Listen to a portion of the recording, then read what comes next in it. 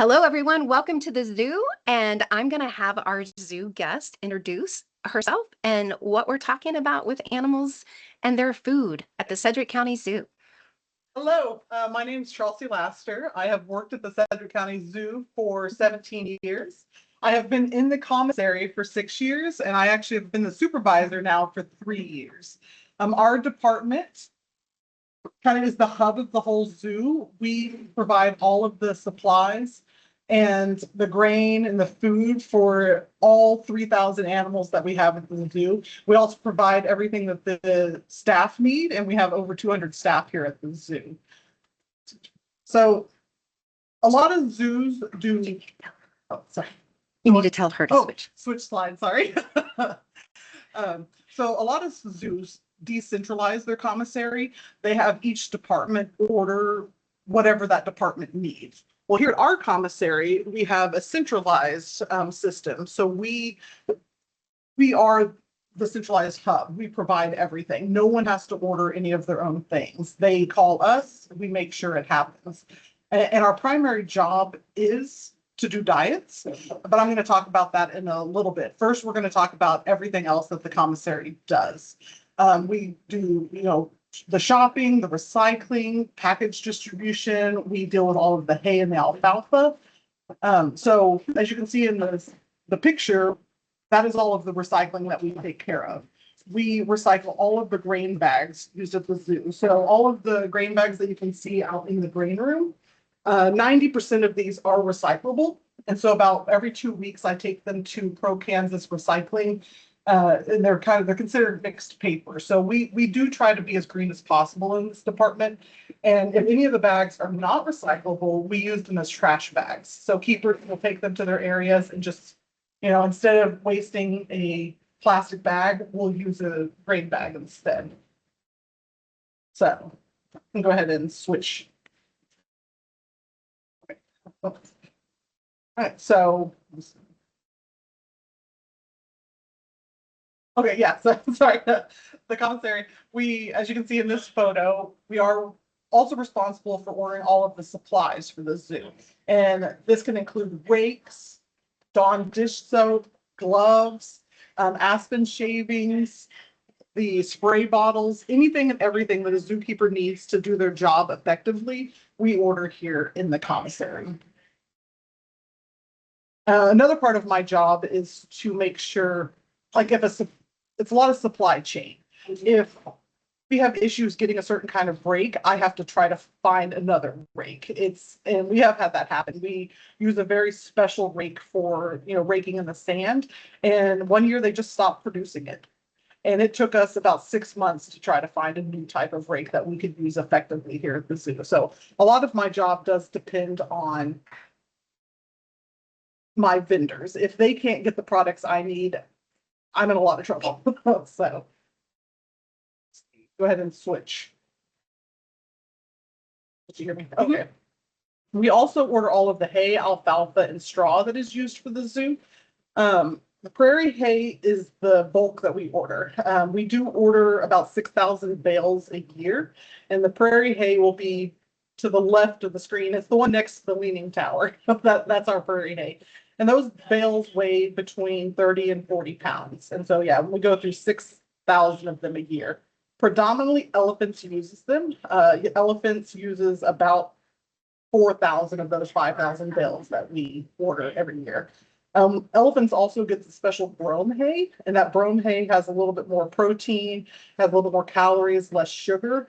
It's a little bit more nutritionally dense, and they go through about 5,500 of those bales on top of the 5,000 prairie hay bales that we use every year. Alfalfa, we don't go through as much. We order about 5,000 bales, but alfalfa has a higher protein content, a higher calorie content, and a higher calcium content. And so it can't be given out as much. It can cause bloat, a lot of digestive issues if animals eat too much of that. Whereas the hay is kind of a gut filler. It just, it keeps them full, keeps their digestive tracts running, but it's not going to cause a lot of gas issues like alfalfa would.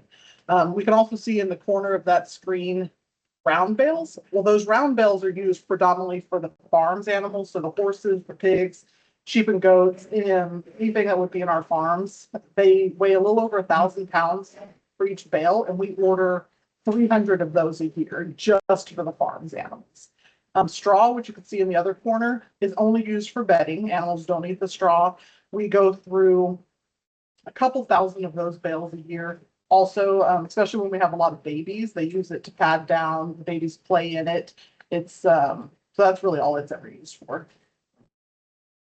We can switch. All right, so you can see on the screen our kitchen, and you can also see it in the background. You can see some of my staff working in the kitchen. So this is going to be the predominant part of our job. My staff come in at 6 a.m. They begin prepping diets, and they don't finish diet prep and cleaning until afternoon. And so that is the bulk of our day. We do follow the nutritional guidelines set by our veterinary department. And they work with a zoo nutritionist to make sure our animals have a well-rounded, balanced diet. And that diet's going to include grain, produce, insects, fish, meat, a variety of things. So that is the bulk of our day. That's the 6 hours we're in here prepping. And we generally break the diet routines down into 4 routines, and we can switch. Can you hear me? Yeah, so sorry. And these diets, the first one we break down into great apes, which you can see on here. These aren't prepped yet. These will eventually be gorilla diets. But so gorillas, orangutans, and chimpanzees are considered our great ape diets. And so this is what their daily diet looks like. This will be AM, midday, and PM. The grain is provided per departments, and they also add in, different supplements and medications. But this is just kind of the whole diet. Like this is a daily PM diet for one orangutan for Tao. And so each orangutan gets their own diet. The chimps, they get their own diets.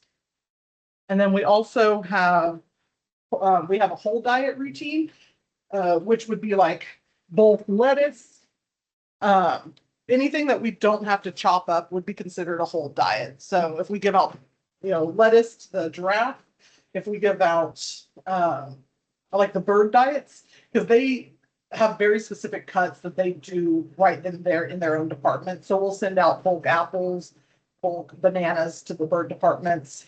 We also then have a cut routine, which we do all of the cutting. So the cut routine, the diets come prepared. The zookeepers won't have to do anything extra to these diets. They'll feed them out as is. And like this is the capybara diet. So this would be, what we cut up for the capybara. Giant tub is it's about 10 pounds, and this is for the peccaries.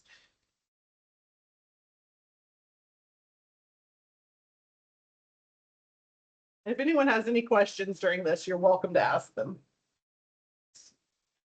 Okay, yeah. So, And she showed all those like pictures of like the slides of all the foods cut up. okay. So we had it live and by the slideshow. Okay, nice. So we're on this one. Oh, okay. Yeah, stay on that one for just a second. Because we also, I think it was maybe a slide before that one. Oh no, that one, that's a good one. So we, sorry. Yeah, that just gives some of the sizes. So go back to the other slide. If you go to the next one. Yes, sorry. So one of the other routines is meat diets, which you can see in that slide. Inside the red tubs, each of those tubs contains 40 pounds of meat. And we go through 2 of those tubs a day. So all of the, omnivores and carnivores in the zoo, we do all of their diet prep. Yeah, 80 pounds a day of meat is significant. It's a lot of money. So let's see. Sorry, I lost track of where I was at. I skipped ahead. Okay.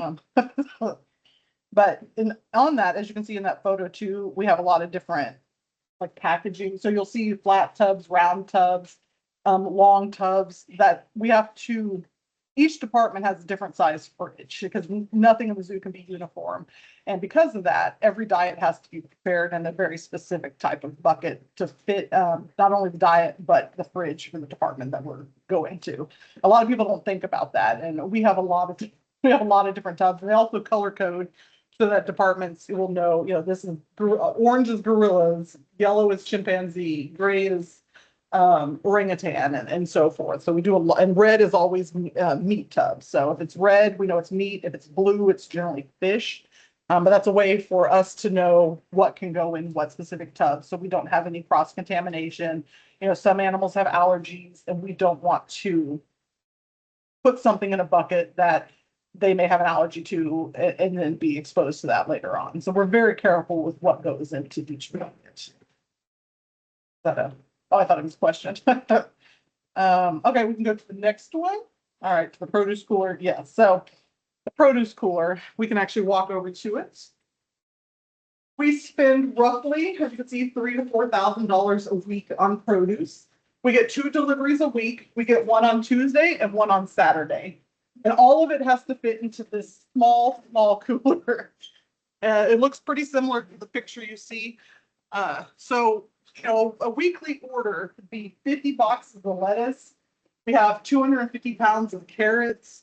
We go through 8 boxes of broccoli, 4 boxes of cantaloupe, 7 boxes of apples. It's a significant amount. We also have some specialty fruits, such as papaya. Papaya is the big one for a lot of our birds. And then this is a very green papaya, but we do, we buy kiwi, we buy papaya, honeydew, we will buy cherries, a lot of specialty fruit when needed. But you can see we also order a lot of nuts. That's prunes, pinch seed. We have a significant amount of things. But if anyone has any questions about like the amount of food we go through, please ask.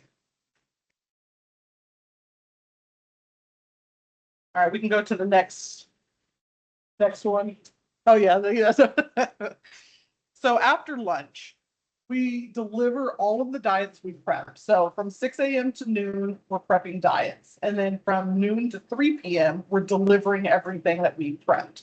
But we also deliver anything someone's ordered. So we have a special order line that the keepers call, and they may place an order for a bag of Aquamax, and they may want a rake. They may want some adult gummy vitamins, which we'll see all that later. But everything that they have asked for, we have a spreadsheet online, and we write it all in, and then we gather it up and we deliver it. And that takes about an hour and a half to do. But in that, so that does bring us here to the grain room. We have over 50 types of grain. A lot of our grain is very specialized, and that's why we have so many kinds. Flamingo has a specific ingredient to keep flamingos pink. They only get flamingo food. They can't get anything else, so we carry that for them. We carry like hay enhancer that is only for the elephants. We'll carry equine senior, that's for some of the older horses. Parrot breeder, that is just for breeding parrots. It's a significant amount. Like Maine wolf diet, they have very sensitive stomachs. They're one of the hardest animals in a zoo to feed, to get a good, well-rounded diet, because their intestinal tract, they're just so sensitive. And so we have to offer a grain-free diet for them. A lot of times they'll eat, they eat produce, meat, fish, but their grain is very specialized. The most expensive grain in the zoo is flamingo. It is $100 a bag. So yeah, and we go through about a bag every 2 days. Wow. So that is our most expensive grain. Maine wolf diet is the second most expensive. Everything else is kind of average. They all cost about the same. I do have a $12,000 budget a month, and I do meet that every month. So I spend about $12,000 just on grain every single month. And I do keep a 1 month supply for the grain we go through a lot. So like wild herbivore, we go through about 20 bags every 2 weeks. So I can only keep a month's supply because we don't have a lot of space. But the specialized diets like ratite, that is for our cassowary and a couple of our other meat-eating birds. I can keep a 3 to 4 month supply without any problem. And I try to keep a minimum of 3 months on any specialty diets, because we've run into supply chain issues with that. Most of our diets come from Missouri, and if one of their plants has an issue and breaks down, they're just not going to send the diet out. There have been plenty of times where I'll put in a request for a grain to show up in 2 weeks, and it could be 6 weeks before I get it. So I have that. I always have a buffer of at least 3 months on any of the specialty grains. Unfortunately, I can't have that for the high traffic grain just because we need a bigger building. As you can see, we're pretty stuffed with grain as is. I can't take that many more. We're finding some fun places to put grain. So, all right. Yeah, I was like, I'll have you switch to the next one.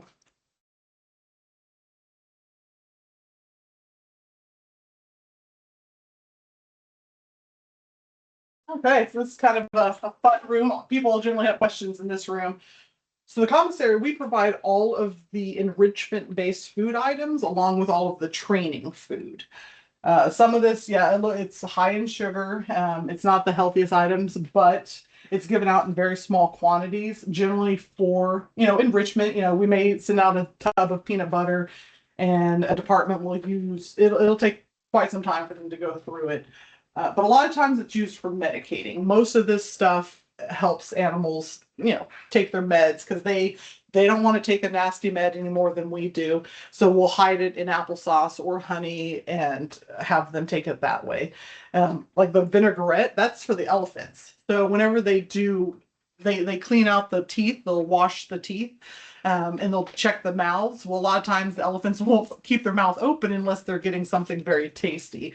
And so they'll fill up a syringe full of the vinaigrette and just squirt it into the mouths so that the elephants, will keep their mouth open for an extended period of time. What about the barbecue sauce? That's also for elephants. Elephants?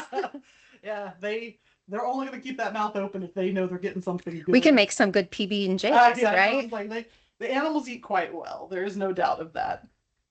But applesauce. Kool-Aid? Yeah, that's actually an enrichment item. We don't add sugar to it, but they will put it in. Like say, we'll make ice treats. So we'll have a big bucket of water, and they'll put Kool-Aid in it, and we may do different colored layers. We'll even put meat inside for the carnivores in the ice treats so that they can they have to work to get at it. Very cool. So during the summer, we use a lot of Kool-Aid for just visual enrichment more than anything. But that's kind of what this room is. Each of the departments get a $50 budget for enrichment food.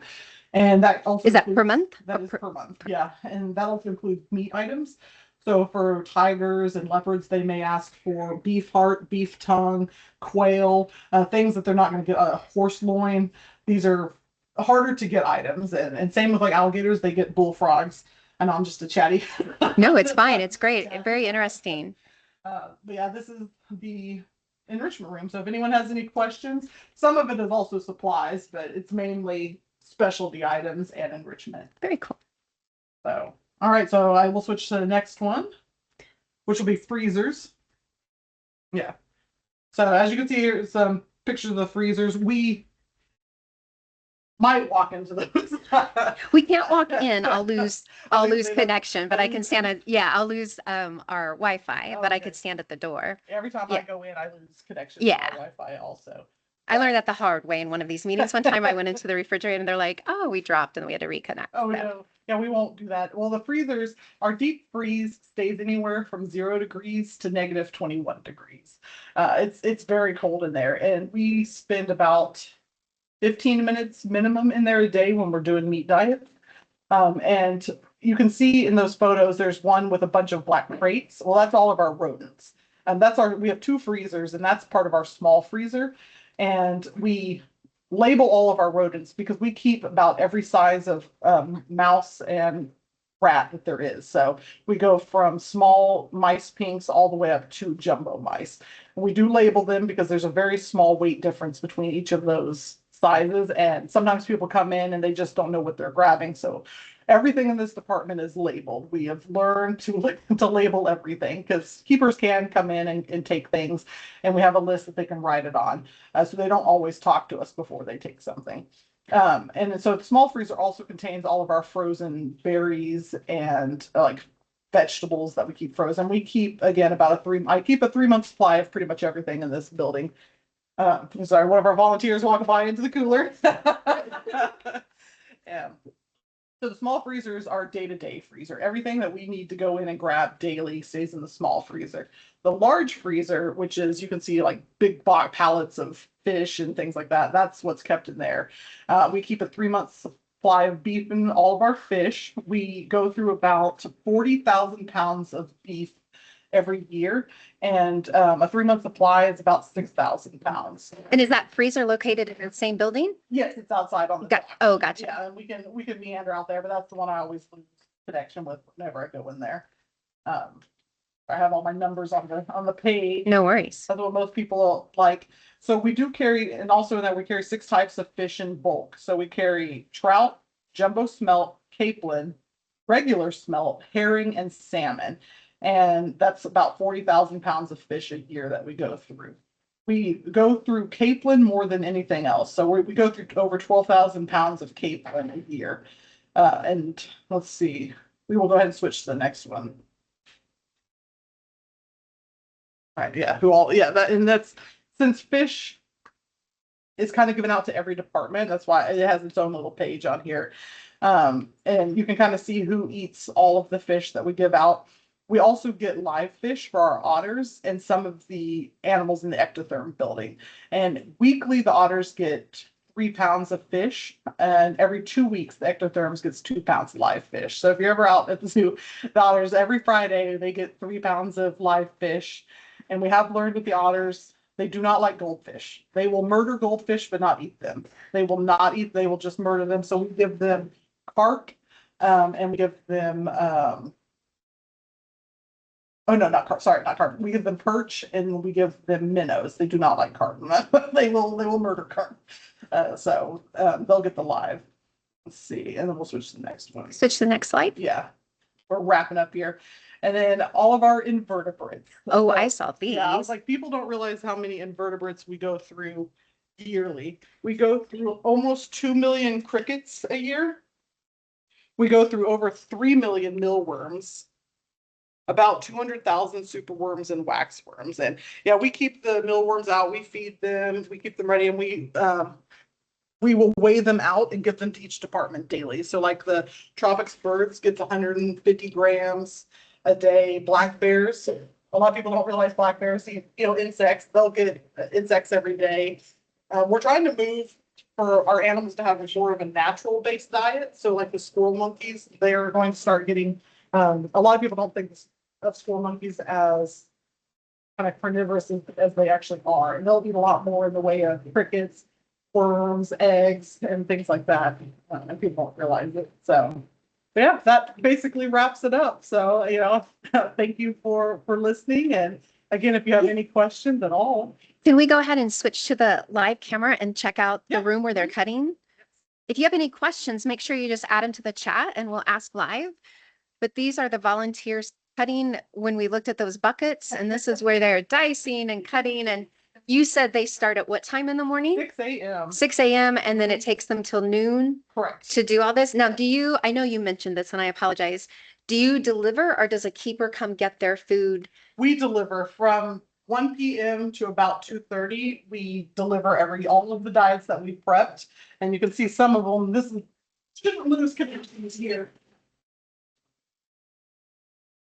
This is what some of the prep diets, like this part will actually be fuller by the time we're done. And then this part is for tomorrow morning. We'll deliver some of this. And we pre-prep meat for tomorrow. This is what the mealworms look like. So for prepping the mealworms, they go in little tubs. Some of our specialty fruit. That's our small freezer. It kind of looks like a restaurant kitchen a little It bit, is, minus the ovens and stoves. Yes, and we have everything organized, again, color coded. We have an entire meat station over there that's just for meat and all the red tubs. We do all of our diets on tablets. This is what it looks like when we go to prep a diet. We'll look at a page that looks like this, and we just go down the line and we're like, okay, so in a small gray tub, we need 250 grams of papaya, 250 grams of apple, and so forth. And then in another one, and that's the black bear diet. What's cool though is when I prep, I usually have to peel, which is kind of like the worst part of prepping. Your animals eat all the peagles and everything, do they? Some of them? like for black bears, for whatever reason, it's something that a lot of times people get the keepers for whatever reason they want it prepped a certain way, and we actually peel the bananas for the black bears. And pigs will not eat orange peels. We've learned this. They'll eat everything. They will literally eat everything else, but they will avoid orange peels like it's the plague. So it sounds like some of the animals have dietary likes and dislikes, just like we do a little bit. Yeah. Is it based on the animal personality or the animal, like any type of black bear would do that, or any type of pig would do that? Or is it, you have a mixture of both? I think it's a mixture of both. Our pigs, we only have right now a couple of the guinea hogs. We do have 2 old spot pigs in quarantine that will be moving. We haven't attempted to give them the pills since the other pigs hated them. We haven't tried it out, but we may try it because like another reason, a way to keep down on waste is we actually have a compost bucket, and this goes to the pigs. So everything that we, maybe this one had a little bit of a bad spot on it, or we had the peels, or we had some, we don't send out the butts of the celery to everybody. So the pigs will get an entire compost bucket of all of our leftovers. And that's just a way for us to keep down on any kind of waste. Again, we're trying to be as green as possible. It's just like with the tablets, moving to those help us cut down on paper, because every day I get a diet change request. Like there was something, an animal was born, an animal died, we have some switching in, maybe they have teeth issues and they have a dental happening, so we need to move to all steamed items for a while. So we get constant requests. And when we were, a few years ago, we were still using paper, and it was a nightmare. You'd have to be cross out and replace. And so this has been a lifesaver for us, because we have a lot of diets. Because if you go back, so this kind of gives you an idea of all the different diets and information that we have to use on every day. So like, so this is like my most recent grain order that I, like a sheet. This is what the sheet will look like. This is what I just put in. So that first sheet, sorry, is all of the grain that I'll order from Woodard's, our grain company. But like in 2 weeks, we'll be getting this amount of grain. So we'll get, 20 bags of primate low starch and so forth. So to do this job, since it's career day, what did you, what skills and stuff did you do? We'll end with this because we just have 3 minutes left. So is it a learn on the job? Are there some skills in elementary, middle, high, college requirements? What did you physically or credentially have to do in order to kind of run or do this nutrition? When I was first hired on as a zookeeper, we had to have the 4 years we had to have a bachelor's degree in zoo science or animal science. It was an absolute requirement. They have changed those restrictions, so now you can have an associate's degree, but years of experience will now count for education. And honestly, in this job, experience is more beneficial. When you get into management, they do want you to have the education on top of the experience. But to be a zookeeper, if that is your goal, your best bet is to get volunteer experience. And at what age do you have to be to do volunteer work? Volunteer 18? 18? Yes, yeah. Okay. You can start sooner. We have all sorts of summer programs and ways to get volunteers in. But to be a kind of a solo volunteer that just shows up, you have to. But there's experiences on your thing of how to get some volunteer work in middle school, high school, Yeah. probably with adult. So check that out at the Sedgwick County Zoo. Yeah. I'm looking for an education person. Yes. Yeah. She's like, yes. And honestly, to be a zookeeper, there's a lot more physical labor and a lot less hands-on experience than people expect. So if it is something you're looking to get into, I would recommend volunteering just to see if it is what you want. It's not just playing with animals, I'll think. It's actually like our department, we see every area, we can have interactions, but 99% of our job is in this building. We interact with everybody, but we don't have any direct contact with the animals. But even when I work, because I used to work in farms and I did nights for 10 years, so I was out here, and it's still a limited interactions with animals, because it's mainly cleaning, prepping. you're taking care of them, and then that's your main job. So And they're not a pet, so you're They're not not interacting a with a pet. You're still trying to interact with them and keep their yes. environment as close to what they would be in the wild. Well, I want to thank you so much. I mean, I knew there was a lot of work behind the scenes to get them fed, but the amount of that you go through is mind-boggling and a lot of that. So thank you so much for your time. And thank you guys for joining our session. Look for the 10:30 sessions. We'll be back in a half hour here at the zoo.